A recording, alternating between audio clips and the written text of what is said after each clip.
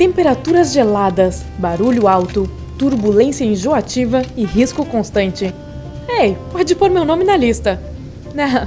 Tudo isso costumava fazer parte de um luxo pelo qual apenas as pessoas mais abastadas podiam pagar.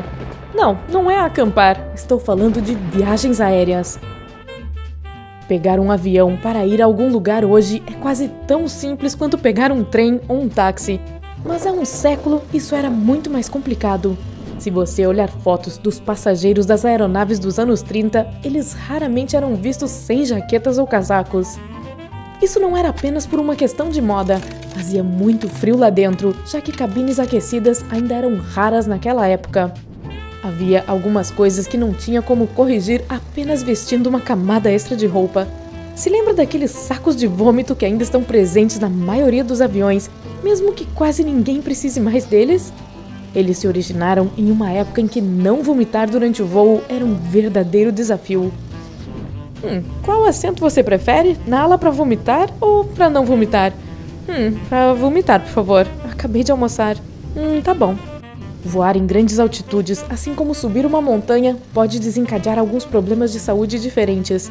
A baixa pressão em grandes altitudes torna mais difícil para o corpo absorver oxigênio.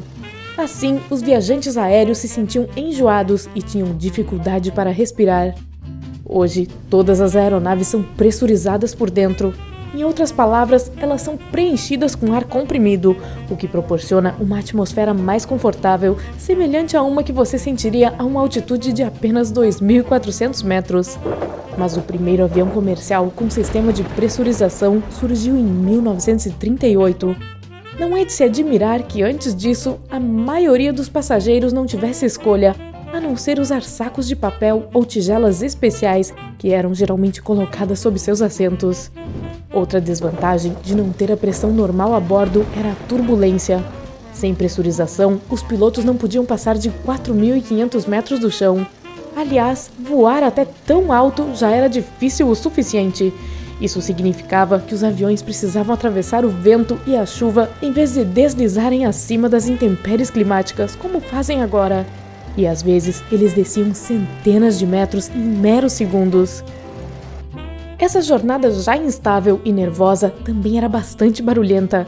Na década de 1930, muitas aeronaves tinham isolamento acústico fraco ou nem o tinham. Então, as pessoas a bordo tinham que lidar com o som do vento soprando e dos motores rugindo.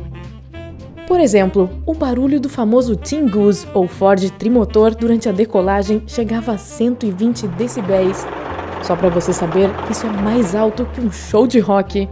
Todo esse barulho era realmente muito prejudicial para a audição das pessoas. Mas isso não significa que os pobres passageiros tivessem que apenas aguentar. As comissárias de bordo, chamadas aeromoças naquela época, distribuíam bolinhas de algodão para diminuir os sons verdadeiramente ensurdecedores. Elas também tinham megafones para fazer anúncios, porque usar sua voz normal nessas circunstâncias claramente não era uma opção. Você poderia dizer, não poderia ser tão ruim, já que um voo levava apenas algumas horas, certo? Detesto desiludi-lo, mas no passado, os aviões eram muito mais lentos do que agora. Nos anos 30, uma viagem aérea de Nova York a Los Angeles, 4.000 quilômetros, levava cerca de 25 horas. Hoje, a mesma viagem levará 6 horas no máximo. E definitivamente não era uma experiência sem escalas. Para ir de um ponto a outro, os aviadores precisavam fazer mais de uma dúzia de paradas e reabastecer algumas vezes. Os passageiros tinham que mudar de avião e de companhia aérea para chegar ao destino final. Acho que agora entendo de onde veio a frase "tempo de sobra, vá de avião". Uma maneira em que os aviões definitivamente superaram qualquer outra forma de transporte foi com os passeios para longas distâncias. Atravessar o oceano para voar para outro continente exigia muitas escalas e a rota poderia levar cerca de 1 semana e meia. Mas isso não era nada comparado a uma odisseia de 1 mês de navio. Pelo lado positivo, e nós o somos, incrivelmente, voos longos com várias paradas deram aos viajantes a oportunidade de visitar países mais bonitos e finalmente conhecer mais o mundo, com uma condição, se eles pudessem pagar. Nos anos 30, as viagens aéreas ainda eram uma tecnologia relativamente nova e cara, que apenas recentemente havia se inclinado para o ramo comercial. Você pode não saber disso, mas as primeiras companhias aéreas, incluindo a Pan Am, foram fundadas não para transportar pessoas, mas para transportar correspondência, que era responsável pela maior parte de seus lucros. Pode parecer estranho da perspectiva de hoje, mas era lógico na época. Se os primeiros aviões tivessem que escolher entre trazer um monte de cartas a bordo ou apenas 1 ou 2 passageiros, bem, a escolha era óbvia. Especialmente porque os cartões postais e as encomendas não exigiam nenhum conforto, ao contrário das pessoas. Mas quando as empresas finalmente começaram a transportar homens e mulheres por via aérea, era um serviço extremamente caro. Imagine só, em 1938 você tinha que pagar $243 por uma viagem pinga-pinga que levava uma semana para ir de Londres a Brisbane, na Austrália. Isso dá cerca de $17 mil se corrigido para o valor de hoje. As rotas domésticas não eram muito mais baratas. O preço de um voo de uma costa para outra nos Estados Unidos era de quase $4 mil na cotação de hoje. Só para constar, você poderia adicionar 1 ou 2 vezes essa quantia em dinheiro e seria suficiente para comprar um carro novinho. Não é exagero dizer que a aeronave apresentava muitas falhas e defeitos naquela época, e no entanto, os anos 20, e especialmente os 30, foram apelidados de Idade de Ouro dos voos, e por uma razão.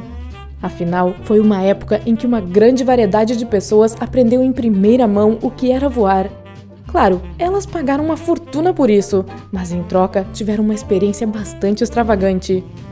Como os primeiros clientes das companhias aéreas eram principalmente pessoas ricas, incluindo estrelas de cinema e políticos, tecnicamente havia apenas uma categoria de passageiros no momento, aquela que agora consideramos como primeira classe. Os aviões tinham assentos grandes e confortáveis, e os passageiros podiam olhar pelas janelas muito mais parecidas com as janelas de trens do que com as minúsculas com as quais estamos acostumados hoje. As cabines eram bastante espaçosas e permitiam vários centímetros a mais de espaço para as pernas do que temos atualmente. Se você achou isso o mais luxuoso possível, imagine viajar em um barco voador. Essas máquinas enormes podiam voar como aviões, mas também podiam pousar na água. Isso era especialmente útil para viagens transatlânticas de longa distância. O exemplo mais glorioso de um hidroavião da época de 1930 foi o Clipper, da Pan Am. Basicamente, ele era um hotel voador de 5 estrelas, com compartimentos espaçosos, salas de jantar e áreas de estar. Os viajantes comiam em mesas reais enquanto a comida era servida em pratos finos de porcelana. É difícil imaginar, mas esses navios também tinham banheiros separados para mulheres e homens, e até beliches para dormir. Esta era provavelmente foi apelidada de Era de Ouro dos Aviões não apenas por causa do serviço incrível, mas também devido às várias melhorias feitas na aviação durante tal período. Até então, a maioria dos aviões era feita de tecido e madeira. Nos anos 30, eles foram substituídos pelos de metal, o que os tornou mais fortes e menos suscetíveis ao clima. Eles também se tornaram mais rápidos do que nunca. Se a velocidade média de cruzeiro na década de 1920 pairasse em torno de 160 km por hora, uma década depois eles eram capazes de voar a 320 km por hora. Naquela época, não apenas o voo em si era diferente, mas também os procedimentos antes da decolagem. Talvez não houvesse tantas medidas de segurança quanto agora, mas os aeroportos tinham outras peculiaridades.